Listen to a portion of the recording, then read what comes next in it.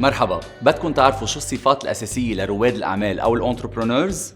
رح خبركن. بظل الأزمات المتلاحقة والمتسارعة والشح بفرص العمل على مستوى عالمي، إضافة للعوامل المؤثرة بالثورة الصناعية الرابعة اللي بتسهل خلق بزنسز، أصبح الملاذ للأشخاص أنه يكونوا رواد أعمال. شو هي الصفات اللي لازم يتمتعوا فيها؟ أولاً الإبداع والابتكار.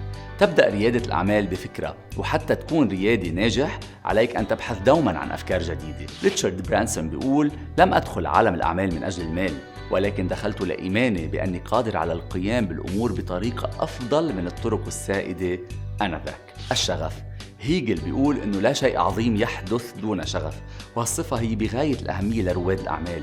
الشغف هو يلي بيحول الطاقة الدفينة لطاقة متحركة، وهالشي لابد منه لأي منشأة جديدة. ثالثاً الحماس والدافعية. ستيف جوبز بيقول: أنا مقتنع كل الاقتناع أن ما يفصل بين رواد الأعمال الناجحين وغير الناجحين هو المثابرة الخالصة والحماس الكبير.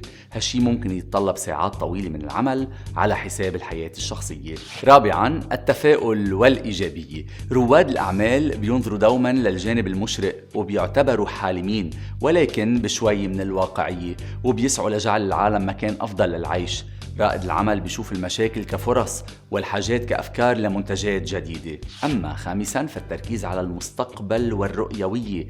الرياد الناجح يضع لنفسه أهداف ذكية محددة، ويفعل بعد كل ما يلزم لتحقيق هالأهداف، خاصة مع رؤيته القوية للمستقبل. سادساً القدرة على الإقناع وحسن التواصل.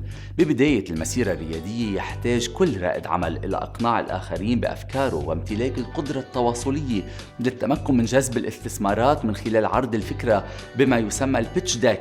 فلما تكون الفكرة مبتكرة ومختلفة، صعوبة الإقناع والطرح تزداد. سابعاً المرونة والتأقلم. بالبدايات ما بيكون عند رائد العمل رفاهية التوظيف، فبالتالي بيكون هو رئيس العمل والسكرتير والمحاسب وعامل التنظيف، فلا بد أن تكون قادراً على التكيف مع المواقف غير الاعتيادية وسهولة التأقلم مع بيئة تتميز باللا حتمية، التعقيد والغموض، وهذا يرمز له بالفوكا أي volatility, uncertainty, complexity وambiguity. القدرة على حل المشاكل، قراءة السوق، استغلال الفرص وتحديد الحاجات هي من الصفات التي تعد بغاية الأهمية. الصفة التاسعة هي روح المغامرة، وهي صفة إضافية، إذ بيقول زوكربيرغ إنه بعالم يشهد الكثير من التغييرات تكمن المخاطرة الأكبر في عدم خوض أي مخاطرة.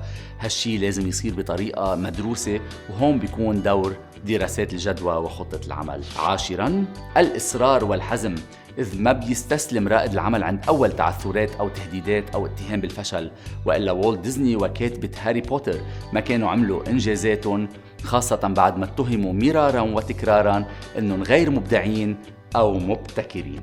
للمزيد حول هالموضوع وسواها من المواضيع تابعونا بفيديوهات قادمة.